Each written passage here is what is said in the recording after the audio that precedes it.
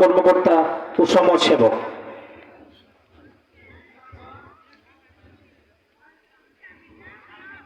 জি, আসসালামু আলাইকুম। আপনারা সবাই ভালো আছেন না? জি, আমি এখানে আসার মূল যে কারিগর বলবো লিটন, জনাব লিটন, ওনার মাধ্যমে এখানে আসা। আসলে আমার বাড়ি এইখানে না, আমার বাড়ি হচ্ছে মনোহরদী পৌরসভার মধ্যেই। আমি পরিকল্পনা মন্ত্রণালয়ে কাজ করি। যাই হোক, আপনাদের সাথে দেখা হয়ে ভালোই লাগলো। তো আমার একটা অভ্যাস আছে, গেলে একটু গল্প বলি সব জায়গায়, স্বাভাবিক। সরকারি মিটিংয়েও আমি তাই বলি। তো এখন আসছি যেহেতু একটু বলি, কেন স্বভাব তো ওইটা, তাই না? যাই হোক, এক সময় আগে তো রাজা প্রজা সিস্টেম ছিল। তো এক রাজা খুব দয়ালু ছিল। সে মোটামুটি কেউ যদি আসতো আর কিছু নরম ভাবে কিছু বলতো, সে সেটা মেনে নিত বা তার এখানে চাকরি দিত। তা এক লোক ওই রাজার কাছে এসে বলতেছে, মহারাজ, মানে ওনার সাথে দেখা করে, যে আমি আপনার এখানে সেবা করতে চাই। তোমার রাজা বলল, তোমার কি এমন গুণ আছে যে আমি তোমাকে এখানে আমার এখানে চাকরি দিব বা সেবা করার সুযোগ দিব? তখন বলল, আমি মানুষের মুখ দেখে বলে দিতে পারি সে আসলে তার ভিতরে কি মানুষত্ব আছে না সে পশু। তো রাজা একটু বলল, আর তাহলে তো ভালোই। আচ্ছা ঠিক আছে, তোমার অস্থায়ীভাবে তোমাকে একটা দায়িত্ব দিলাম। আমার যে তেজি ঘোড়াটা আছে, ওই ঘোড়ার দায়িত্ব তোমার, তুমি আজকে থেকে এটা দেখভাল করবা। তো ঠিক আছে, সে দায়িত্ব পালন করতেছে। রাজার হঠাৎ করে মনে পড়লো, সে যেহেতু সবকিছু বলে দিতে পারে, তাহলে তাকে একটু ডাক দিয়ে জিজ্ঞাসা করি। সে তাকে ডাকলো, চাকর হিসেবে নিয়োগ দিয়ে। এখন ডাকলো যে, আসো, আচ্ছা তুমি তো আমার ঘোড়ার দায়িত্ব পালন করলা কতদিন, বলো তো এই ঘোড়াটা সম্পর্কে তোমার কি ধারণা হইল? তো লোকটা বলতেছে, মহারাজ, ঘোড়াটা বড়, দেখতে অনেক স্বাস্থ্যবান, কিন্তু এটা জাত খাঁটি না। রাজা তো খেপে গেল, জাত খাঁটি না? আমার ঘোড়া একটা স্পেশাল ঘোড়া, আমার জন্য সব পুরা রাজ্য থেকে বাছাই করে নিয়ে এলাম, এটা হলো জাত ভালো না। রাজার রাগ উঠলো যে এর কথা তো বিশ্বাস করা যায় না। সে রাজা ওই রাজ্যের মধ্যে যত বিশেষজ্ঞ আছে, ঘোড়া বিশেষজ্ঞ, ওনাদেরকে ডাকলেন যে, আচ্ছা তোমরা বলো এই ঘোড়া সম্পর্কে।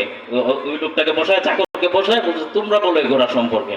তো ওরা বলতেছে, মহারাজ, মানে বিশেষজ্ঞ যারা, যাদেরকে নিয়ে আসছে, এটা জাত খাঁটি, তবে সে জন্মের পরের দিনই তার মা মারা গেছে ওই ঘোড়ার, যার ফলে তাকে গরুর দুধ খাওয়াইয়া বড় করতে হয়েছে। এখন তো রাজা কয়, আরে তাই তো, এটা আসল তো জাত না, মূল জাত তো এটা না। তখন ওই চাকরকে বললো, আচ্ছা তুমি এটা কিভাবে বুঝলা?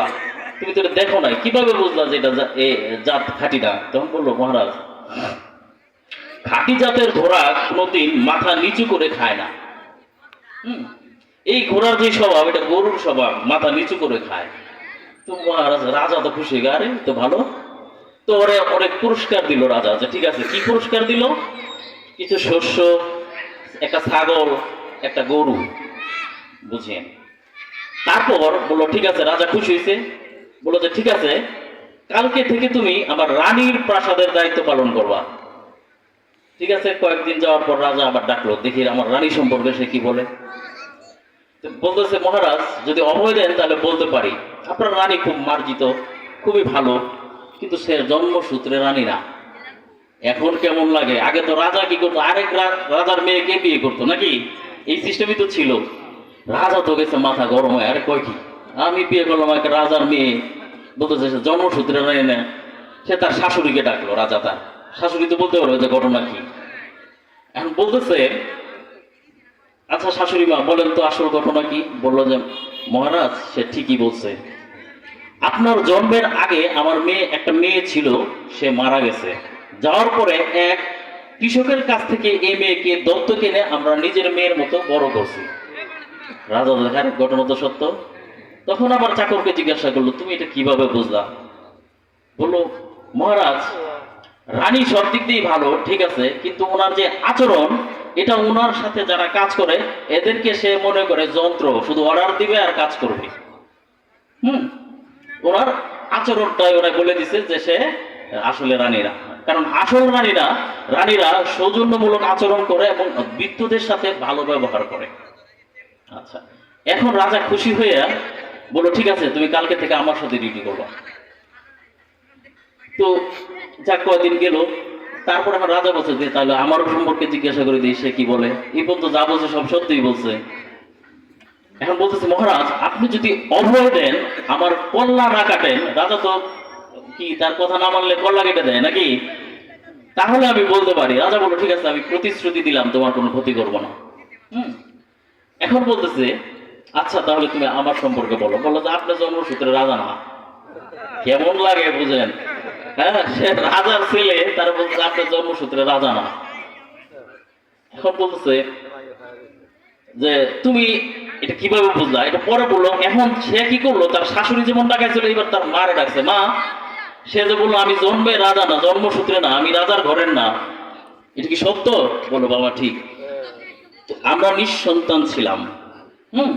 কিন্তু তারপর আমরা এক রাখালের ছেলেকে, তুমি হচ্ছে একটা রাখালের ছেলে, তোমাকে আমরা পেলে বড় করছি, বড় পোষণ করে বড় করছি, এখন তুমি রাজা হইছো। এখন তো তার এখন একে জিজ্ঞাসা করতেছে ওই চাকরকে, আচ্ছা তুমি এইটা কিভাবে বুঝলা আমি কার ছেলে বাকি? বলো মহারাজ আপনি আমাকে যে পুরস্কার দিচ্ছেন, কি পুরস্কার দিচ্ছেন? ছাগল, গরু, হ্যাঁ, খাদ্যশস্য। কিন্তু রাজা কোনোদিন এইগুলা পুরস্কার দেয় না। রাজা পুরস্কার দেয় কি? সোনা দানা, হীরা জহরত। ঠিক আছে?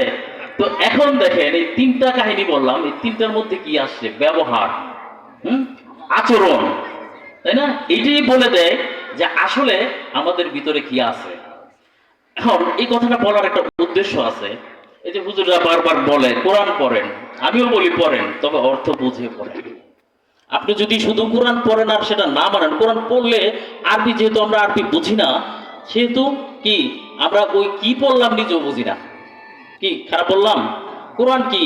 কমপ্লিট কোড অফ লাইফ, পূর্ণাঙ্গ জীবন বিধান। মানে কি আমার জীবন জন্ম থেকে মৃত্যু পর্যন্ত কিভাবে চলবে এটা কোরআনে বলা আছে, আছে কিনা?